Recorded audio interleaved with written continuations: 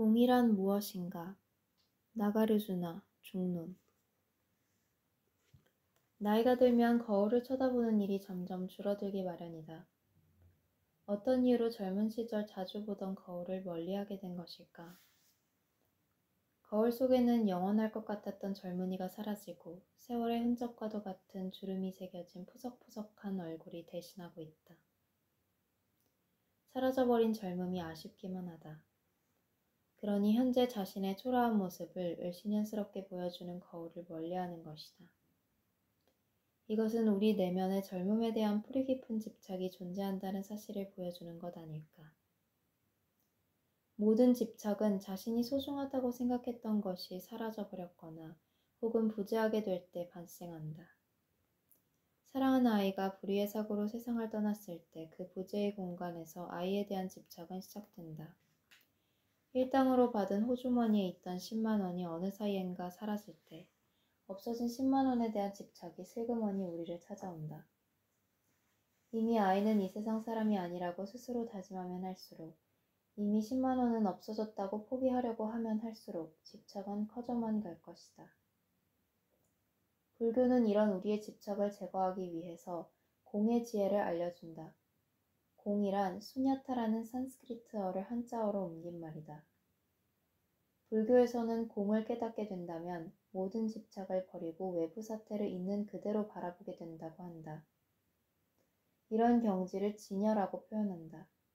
다시 말해, 진여의 상태에서 어떤 집착도 없이 평화로운 마음으로 외부 사태를 있는 그대로 볼 수 있다. 그렇다면 공이란 무엇일까? 이런 의문에 답하기 위해서 인도의 불교 철학자 나가르주나의 이야기를 들어볼 필요가 있다. 그는 야스퍼스로부터 인류 최고의 이론가라는 극찬을 받았을 정도로 영민했던 철학자로 공을 철학적으로 가장 정교하게 체계화했던 인물이다. 나가르주나는 공을 다음과 같이 설명했다. 만약 모든 존재를 자성을 가진 실체로 본다면 그대는 그 존재가 인연이 없이 존재한다고 보는 것이다. 어떤 존재도 인연으로 생겨나지 않은 것은 없다. 그러므로 어떠한 존재도 공하지 않은 것이 없다. 중론. 자성이란 불변하는 자기 동일성을 나타내는 불교의 전문 용어이다. 나가르주나는 지금 두 가지 관점에 대해 이야기하고 있다. 자신을 포함한 모든 것들을 불변하는 동일성이 있는 것으로 바라보는 시선, 그리고 모든 것들을 인연의 마주침으로 생긴 것으로 바라보는 시선. 나가르주나에 따르면 바로 이 후자의 시선은 공을 깨달은 사람만이 가질 수 있는 것이다. 가령 눈사람을 예로 들어보자. 눈사람은 불변하는 자기 동일성을 가지고 있는가? 그렇지 않다. 눈사람이 생기기 위한 인연들을 생각해보자. 차가운 온도와 적절한 습기 등등의 인연이 마주쳐야 눈이 내린다. 그리고 그렇게 내린 눈이 충분히 습기를 머금고 있어야 뭉쳐질 수 있다. 또한 눈사람을 만들려는 아버지와 아들이 수북하게 쌓인 눈과 만나지 못한다면 눈사람은 결코 만들 수 없을 것이다. 겨울 아침에 서 있는 눈사람 하나조차도 이렇게 복잡하고 다양한 인연들의 마주침으로 발생한 것이다. 만약 눈사람이 자성을 가지고 있다면 그것은 영원히 있을 것이다. 그러나 과연 그런가? 인연이 다하면 눈사람은 허망하게 녹아버리는 것 아닌가? 날씨가 폭해지거나 바람이 불어 습도가 낮아지면 눈사람은 서서히 녹아서 물로 변해버릴 것이다. 눈사람은 어디로 간 것일까? 천국으로 간 것일까? 눈사람이 사라져서 물이 흥건해진 마당을 망연자실하게 바라보는 아들에게 아버지는 눈사람이 이제 천국으로 가서 영원한 삶을 누릴 것이라고 이야기해 줄 수도 있고, 아니면 인연의 마주침과 인연의 흩어짐에 대한 이야기를 들려줄 수도 있다. 물론 나가르주나는 인연의 마주침과 흩어짐, 그리고 인연의 마주침으로 생긴 것들은 모두 공한 것이라고 이야기할 것이다. 그렇다고 해서 여기서 허무주의를 읽어내려고 해서는 안 된다. 눈사람이 공하다고 하더라도 그것은 인연이 지속되는 한 나름대로 지속하기 때문이다. 눈사람만이 그런 것일까? 우리 자신도 마찬가지로 공한 것 아닌가? 어느 남녀의 열정, 분위기 있는 밤, 아름다운 음악, 따뜻한 침대, 달콤한 와인 등등 이런 인연들의 마주침으로 어느 날 우리도 잉태되었으니까 말이다. 우리가 하루하루 삶을 영위하는 것도 또한 수많은 인연들의 마주침이 지속되는 것을 전제하는 일이다.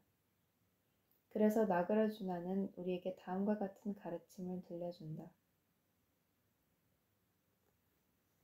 내가 없는데 어찌 나의 것이 있을 것인가?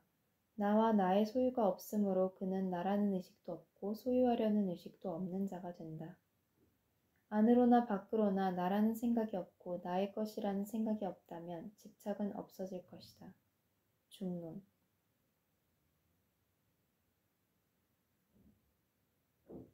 나가르주나가 말한 나는 일상적인 의미의 나는 아니다. 여기서 나는 아트만이라고 불리는 불변하는 자아를 말한다. 유년 시절의 나는 청년 시절의 나와 다르고 청년 시절의 나는 분명 노년의 나와는 다르다. 그럼에도 불구하고 어느 경우나 나라는 말을 사용하기 때문에 불변하는 나가 있을 것이라는 착각에 빠지기 쉽다. 문법적 착각으로 생긴 불변하는 자아가 없다는 것. 이것이 나가르주나가 말하고자 한 것이다. 내가 없다는 주장은 부정적으로 내가 공하다라고 표현된다. 이 주장을 긍정적으로 표현하면 나는 수많은 인연들의 마주침으로 존재한다고 할 수 있다. 당연히 이런 나에게 나의 것이란 존재할 수 없는 법이다. 그것은 모두 인연이 있어서 내게 잠시 머무는 것뿐이기 때문이다. 아름다움도 젊음도 나의 아이도 그리고 돈마저도 모두 그러하다.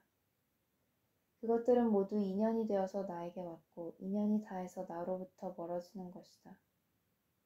이렇게 철저하게 나 자신이나 내가 가진 것이 공허하다는 사실을 알게 되면 우리는 부질없는 집착으로부터 벗어날 수 있을 것이다.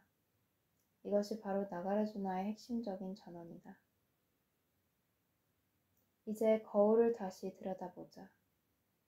주름진 얼굴마저도 무수한 인연의 마주침으로 만들어졌다는 놀라운 사실을 확인하게 될 것이다. 늙은 어부의 주름에는 바다에서 파도와 싸우면서 생긴 인연이 새겨져 있고 나이 든 농부의 주름에는 땅과 싸우면서 생긴 인연이 아로새겨져 있다. 그래서 모든 사람의 주름은 다른 꽃과 비교할 수 없이 고유한 향내를 풍기는 아름다운 꽃과 같다. 얼마나 신기하고 놀라운 일인가. 인연이 다해서 사라진 젊음에 집착하느라 인연의 새로운 마주침으로 생긴 근사한 주름을 외면하고 있었을 뿐이다. 나이 들어 주름진 얼굴을 만족스럽게 바라볼 수 있는 사람만이 젊음에 대한 집착으로부터 자유로운 사람이라고 할 수 있지 않을까. 자신의 주름을 보면서 자신이 마주쳤던 수많은 인연들을 떠올리는 삶. 그것은 젊고 탱탱한 얼굴보다 더 아름다운 삶이 아닐까.